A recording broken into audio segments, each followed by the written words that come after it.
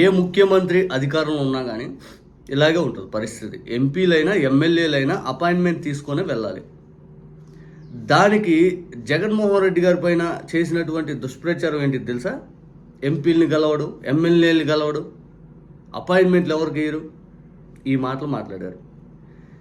ఆంధ్రాలో అంటే చంద్రబాబు నాయుడు గారిని కలవడానికి అపాయింట్మెంట్లు కొద్దిగా డిలే అవుతూ ఉంటాయి, మీటింగ్స్ ఉంటాయి కాబట్టి అనుకోవచ్చు. ఢిల్లీలో కూడా చంద్రబాబు నాయుడు గారిని కలవడానికి సొంత పార్టీ ఎంపీకి జరిగిన ఘోర అవమానం ఇది పరిస్థితి. చంద్రబాబు నాయుడు గారు మరి జగన్మోహన్ రెడ్డి గారిని అప్పుడు ఫేక్ ప్రచారాలతో విమర్శించారు కదా, మరి ఇప్పుడు దీనికి ఏం సమాధానం చెప్తారు? ఉపరాష్ట్రపతి ఎన్నికల నిమిత్తం, ఆ ప్రమాణ స్వీకారం నిమిత్తం చంద్రబాబు నాయుడు గారు ఢిల్లీ వెళ్ళారు. రాధాకృష్ణన్ గారి ప్రమాణ స్వీకారానికి జన్పథ్లో చంద్రబాబు నాయుడు గారు తన నివాసంలో ఉన్నారు.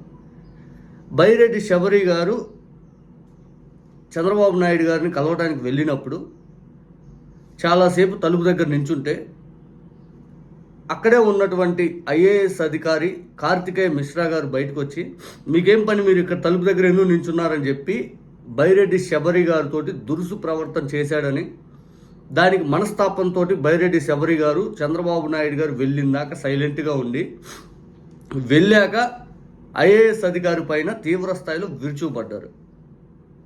ఏనా అసలు ఎంపీని అనుకున్నారా, ఏమనుకున్నారా? ప్రజాప్రతినిధితో మీరు ఎట్లా మాట్లాడాలో తెలియదా మీకు? అని చెప్పి ఐఏఎస్ అధికారి పైన బైరెడ్డి శబరి గారు సీరియస్ అయితే, ఐఏఎస్ అధికారి తిరిగి రిప్లై ఏమిచ్చారంటే, నా 15 ఏళ్ల సర్వీసులో నన్ను ఎవరు కూడా ఇట్లాంటి మాటలు అడగలేదు, ఇటువంటి మాటలు నన్ను ఎవరు అనలేదు, తనతో ఎవరు ఇలా ప్రవర్తించలేదు, మీరు ప్రవర్తించినట్లు అని చెప్పి బైరెడ్డి శబరి గారిని అంటంతో బైరెడ్డి శబరి గారు మళ్ళీ తిరిగి, నేను కూడా డాక్టర్గా చాలామంది ప్రాణాలు కాపాడాను, నేను కూడా బాధ్యతాయుతంగా ఉన్నదాన్ని అన్నట్టుగా బైరెడ్డి శబరి గారు రిప్లై ఇచ్చారు.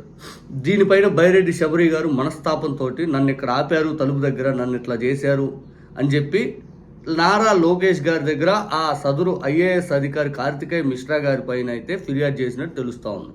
అంటే ఇక్కడ మీకు అర్థమవ్వాల్సిన పాయింట్ ఏంటంటే, ప్రతి ముఖ్యమంత్రి దగ్గర ఈ అపాయింట్మెంట్లు, ఈ గొడవలు ఇవన్నీ ఉంటాయి. దానికి జగన్మోహన్ రెడ్డి గారిని ఒక్కనే చేసి నానా మాటలు మాట్లాడి, నానా యాగి చేసి, పెద్ద పెద్ద దుష్ప్రచారం చేసి, ఎందుకు అంత నీచమైన దుష్ప్రచారం చేశారు? ఇప్పుడు మీ సొంత పార్టీ ఎంపీ మిమ్మల్ని కలవడానికి వస్తేనే మీరు తలుపు దగ్గర ఆపేసి ఆ ఎంపీని ఐఏఎస్ అధికారితో మాట్లాడిపించి ఆ ఎంపీని అవమానపరిచారు కదా. మరి దీనికి ఎవరు సమాధానం చెప్పాలి? ఎవరు సమాధానం చెప్పాలి? గతంలో జగన్మోహన్ రెడ్డి గారు ఢిల్లీలో ఒక ఇంట్లో ఆయన ఉండే నివాసం నుంచి బయటకు వస్తున్న సందర్భంలో కొంతమంది ఎంపీలు సేమ్ ఇట్లాగే డోర్ దగ్గర నించొని ఉంటే, ఇదిగో చూడండి జగన్ గారి అహంకారం, ఎంపీలను బయట నించోబెట్టాడు అన్నాడు. మీకు గుర్తుందా ఆ ఇమేజ్? నందిగం సురేష్ గారిని ఇట్లాంటి వాళ్ళు తలుపు దగ్గర అక్కడ నించొని ఉంటే జగన్ గారు వస్తున్నారని చెప్పి, జగన్ గారికి స్వాగతం పలకాలని చెప్పి వాళ్ళు అక్కడ నించుంటే నానా మాట్లాడినారు. మరి ఈరోజు ఎవరు సమాధానం చెప్పాలి? అటువంటి ఫేక్ ప్రచారాలన్నీ ఎంత చేశారు? వాడుకోవటం ఫేక్ విచ్చలవిడిగా వాడుకున్నారు. ఇంత దారుణమా?